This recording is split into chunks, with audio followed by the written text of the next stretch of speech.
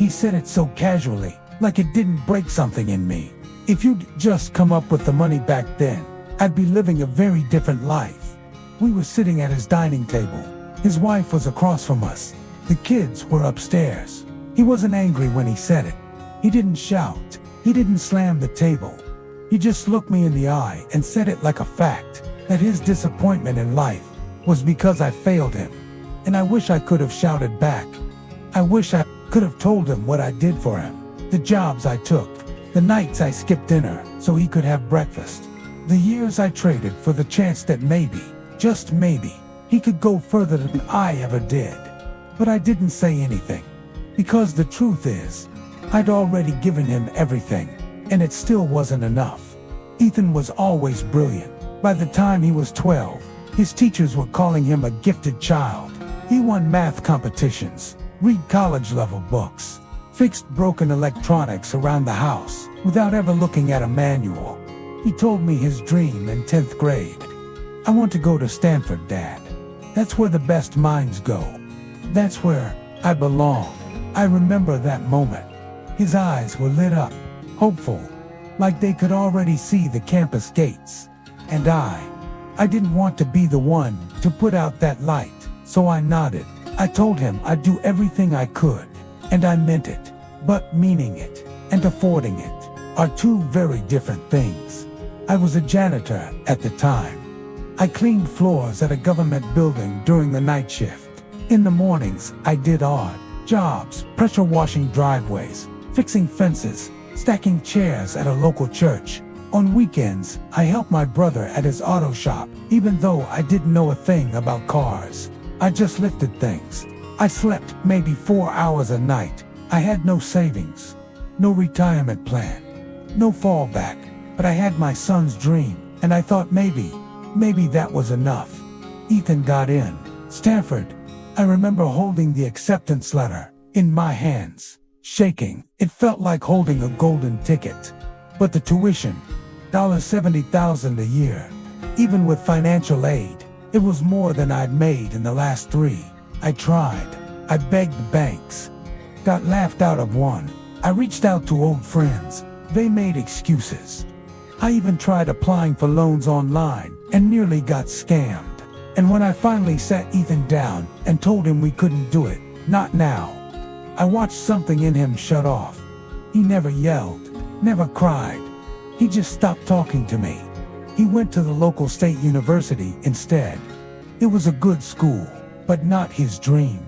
And no matter how many years passed, no matter how much I tried, I could never shake the feeling that he blamed me. And I was right, because last week, he said it out loud. You didn't believe in me enough to find a way. That's why I'm stuck. What he doesn't know is what I gave up. What he doesn't know is what I almost did. You're watching Life After 50, where the stories we carry, the ones no one ever asks about, finally have a place to be heard. And maybe, just maybe, by the end of this story, you'll understand why some fathers go quiet, not because they don't care, but because they've already given too much and lost more than they can say. Some people think sacrifice is about big gestures, but the hardest sacrifices are the quiet ones, the ones no one ever sees. The night Ethan got into Stanford, I sat on the edge of the bed and stared at the acceptance letter for what must have been an hour. He wasn't even home.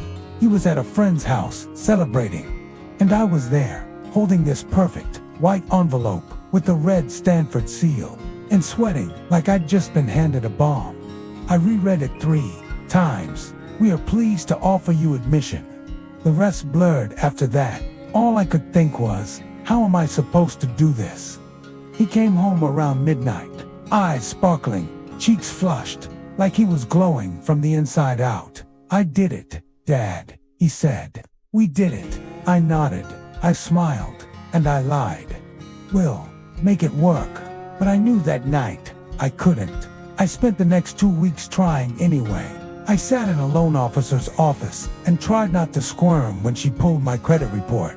You're 57 years old, Mr. Carter, she said gently, with no collateral, no retirement plan, and no consistent savings history. I'm sorry. I smiled and said I understood, then walked out into the parking lot and threw up behind a bush. I tried everything. I called my older brother, Charlie. He ran a small landscaping business. I asked for $10,000, just enough to get Ethan started for the first semester. Charlie paused, then said, "Look, I love you, man, but you're asking me to give away more than I even have in cash. Be realistic. He can still go to a decent school nearby." The next day, I sold my truck. It was old and barely ran, but it was the only thing I owned outright. I got $1,500 for it. I picked up more shifts, working nights at the courthouse, and early mornings cleaning offices. 3 hours of sleep a day, max. I stopped eating lunch to save money, drank tap water, wore the same pair of boots until the soles gave out. Still, after 3 weeks, I'd only raised $3,200. It wasn't enough, not even close. And that's when I found myself in a place I swore I'd never go. There's a pawn shop about 3 blocks from the bus depot. I'd passed it 100 times, never even looked inside. That day, I walked in and handed over the one thing I had left, my wedding ring. It wasn't fancy, just a plain gold band. But I hadn't taken it off in 22 years. The man behind the counter gave me $280. "It's not about the metal," he said, "it's about the memory. But I can't pay for memory." I took the money. I didn't cry. I put the cash in an envelope and tucked it into my drawer, next to the photo of Ethan's mother. She smiled in that picture like she believed in something big. I used to look at that photo when I needed strength. Now I looked at it and felt like I'd failed her too. Ethan didn't ask about the money. He assumed it would be there, that I'd figure it out. I never told him what I was doing, because I wanted him to believe the world would open to him, that nothing would hold him back. But as the payment deadline came closer, the numbers didn't lie. I had less than a quarter of what he needed. So one night, I sat him down at the kitchen table. I was shaking. I'd faced layoffs, evictions, my wife's funeral, but this scared me more than anything. "Ethan, I tried. God, I tried. But I can't get the money in time. Not for Stanford. Not this year." He blinked out just once. Then, he looked away. "It's fine," he said. "I'll figure something out." But he D in single quotes. He applied to the state university, got in with a full ride, and never said another word about Stanford. At first, I thought we were okay. He still called sometimes, still came home for holidays. But something had shifted, like a door had closed, and I hadn't even noticed it at the time. Then, one Thanksgiving, his girlfriend, now wife, made a comment over dinner. We could have been living in California by now if his dad had supported his dream. She said it like a joke, like it wasn't supposed to hurt. But Ethan didn't laugh. He just stared at his plate, and I knew exactly where the resentment lived. The older he got, the more successful he became on paper. He got a decent job in tech, bought a house in the suburbs, had 2 kids, joined a golf club, but he was never happy. And every time we talked, I could feel it like secondhand smoke, the bitterness. Until one day, it wasn't subtle anymore. We were sitting outside his house. His kids were playing inside. His wife was upstairs. "You know," he said, sipping his drink, "I think my whole life would have been different if you had just found a way back then." I didn't speak, didn't flinch, didn't scream, because what do you say to that? What do you say to the child you gave everything to, even the pieces of yourself no one saw? If I had known you were going to resent me anyway, I wanted to say, maybe I would have kept the ring, the truck, the blood and sweat. But I said nothing, just nodded, like I agreed. That night, I went home, opened my drawer, took out the old envelope, the one with the cash, faded and yellowed now. And I thought about all the things I'd never told him. The pawn shop, the sleep I gave up, the meals I skipped, the dreams I buried.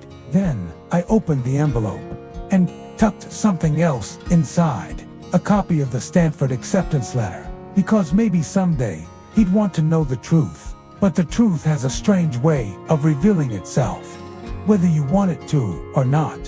And the very next morning, I found an envelope in my mailbox that I wasn't expecting. It had his name on the return address, and inside it was something I thought I'd never see again. The envelope was plain, white, no return address, but I recognized the handwriting instantly. Ethan I hadn't received a letter from him since he was a teenager. Even his wedding invitation had come through email. My hands trembled as I opened it. Inside was a check, $5,000, and a note. Just 2 lines, written in his sharp, exact handwriting. For everything I should have known back then. Use it however you need. No explanation.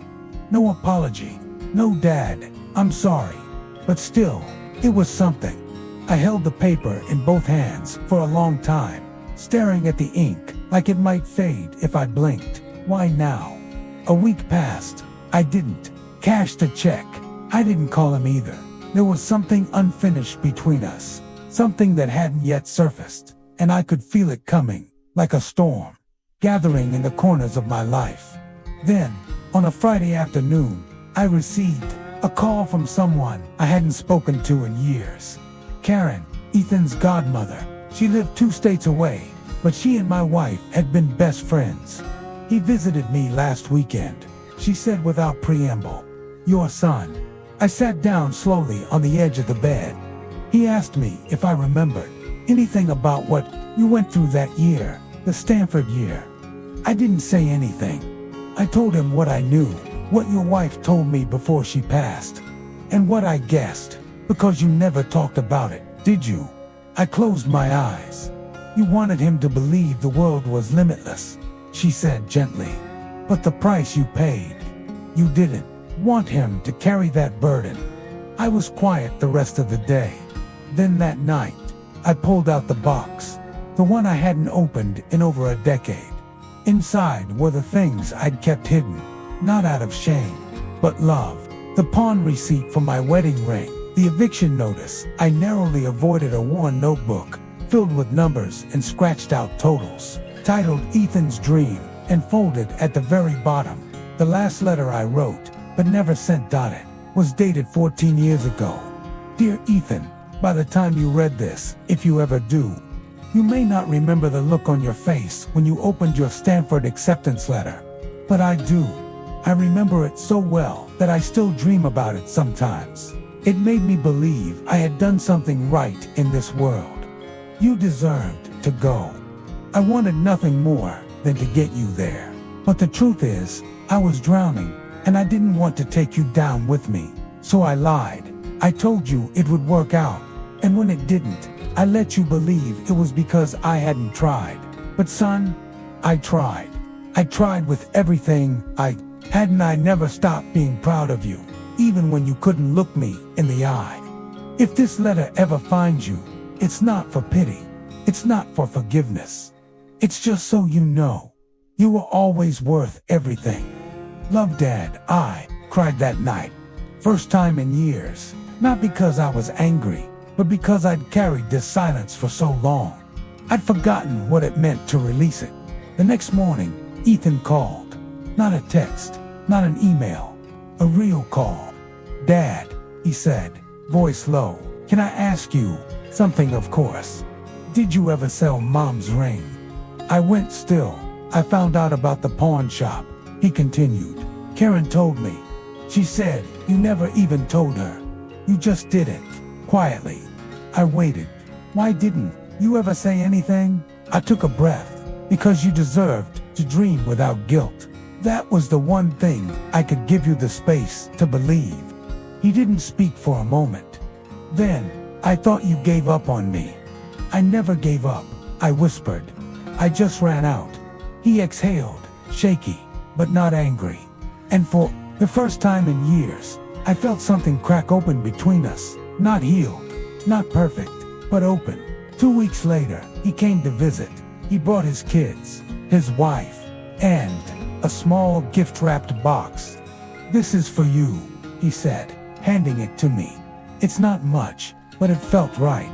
I opened it. Inside was a gold wedding band, not the same one, but one like it, and carved on the inside were 3 words: "You were enough." We didn't hug, we didn't cry. We just sat on the porch while his kids played in the yard the way we used to, back when he still called me Super Dad. That night, after they left, I went to the drawer where the old acceptance letter still sat. I took it out, unfolded it slowly, and for the first time, smiled, because even though he never got to Stanford, somehow, my son still found his way home. But little did I know, there was one more thing he had planned, something he'd been working on behind my back, and it was about to shake me to my core. A week after his visit, I got a phone call. Not from Ethan, from the head of the local library board. Strange. I hadn't stepped foot in that library in over 10 years. I barely even remembered the woman's name. Mrs. Walker, polite, efficient, always wore those brooches that looked like tiny suns. "Mr. Carter," she said, "I hope this isn't a bad time. We'd like to invite you to a small gathering at the library next Friday. It's a dedication event, and you're the guest of honor." I blinked. Yes, your son insisted we keep it a surprise, but he said it's time you were recognized. I almost laughed. Recognized? For what? For being poor, for failing to make his dream come true. But something in her voice, warm, a little reverent, told me this wasn't a joke. I said yes. That Friday, I wore my best shirt, the blue one with the pressed collar, the one I'd saved for weddings or interviews, though I hadn't had much use for either in years. Ethan met me at the library steps. He looked nervous. His kids were already inside, running around the aisles like they owned the place. "You ready?" he asked. I shrugged. "Should I be?" He smiled, small but real. Inside, a few dozen chairs had been set up. Not a huge crowd, but among them, old co-workers, a few of Ethan's childhood teachers, my brother Charlie, even Karen, who had flown in from out of state. I didn't understand. Not until Ethan walked up to the podium. He cleared his throat. "When I was 17, I got into Stanford. And for years after that, I told myself I didn't go because my dad didn't try hard enough. What I didn't know was that he tried harder than anyone ever should have to. He gave up food, sleep, his savings. He even pawned the one piece of my mom he had left, just to make room for my dream. He looked at me then, directly, not with anger, not with guilt, just love. But the truth is, I didn't need Stanford to become who I am. I needed him. And so today, we're dedicating this new scholarship fund to the man who taught me what sacrifice really looks like. The Thomas Carter Quiet Legacy Scholarship for students whose dreams are big, but whose parents are quietly carrying the weight. I couldn't breathe, not because I was shocked, but because, finally, he saw me. Not as the man who failed him, but as the man who loved him, in silence. I stood up, walked slowly to the front, and hugged him tighter than I had since he was a little boy with scraped knees and science fair ribbons. People clapped. Someone took pictures. His kids cheered like they were watching a superhero movie. And for a moment, I believed I might actually be one. Later that evening, as we stood outside the library, Ethan pulled something out of his coat pocket. It was my wedding ring, the original. I tracked it down, he said. The pawn shop owner kept it in a back drawer, said he figured someone might come for it someday. He placed it in my hand. For a second, I just stared. "I don't deserve this," I whispered. He shook his head. "You deserve everything, Dad." We didn't talk much after that. We didn't need to. Sometimes, forgiveness doesn't come in words. It comes in gestures, in presence, in a silence that finally feels safe. That night, back at home, I sat on the porch and looked out at the quiet street. The sky was clear, the kind of night where stars actually show up. I slipped the ring back onto my finger, felt the weight, the warmth, the years, and I whispered, mostly to myself, You were worth it, kid. Every bit of it. Some parents leave behind houses, cars, bank accounts. I left behind my name on a scholarship and a son who finally saw me. And maybe that's the richest legacy of all. They say a father's love is quiet, that it doesn't ask to be seen, it just is. Like the beams inside a house, the ones that never get painted, never get thanked, but still hold up the whole structure. And maybe that's how it was for me. I wasn't perfect. I made mistakes. I couldn't give Ethan everything he asked for, but I gave him everything I had, sometimes more than I even realized I could. And for a long time, I thought that love had gone unnoticed, unappreciated, even forgotten. But here's what I've learned. In these years after 50, after the noise settles, no act of love is ever truly lost. It may take years, decades, a lifetime, but love, real love, leaves a mark. Sometimes it returns, quietly, wrapped in a letter, or a ring, or a scholarship, with your name on it. And when it does, it heals something you didn't even know was still hurting. If you've ever been misunderstood by the people you sacrificed everything for, if you've ever stayed silent to protect someone else's dream, or if you're still carrying the weight of all the things you couldn't say, you're not alone. There are millions of us, fathers, mothers, daughters, sons, quietly holding the walls of our families together with tired hands and unsaid prayers. And maybe you've never told your story. Maybe no one ever asked. But here, we ask. This is Life After 50, a place for voices that were never loud, but always true. If this story stirred something in you, even just a little, we invite you to stay, subscribe, share this with someone who needs to know they weren't the only one. Because here, you don't have to carry it alone anymore. Until next time, be gentle with yourself. And if you've got a story waiting in the quiet, we're listening. You're watching Life After 50, where the quietest stories often echo the loudest truths.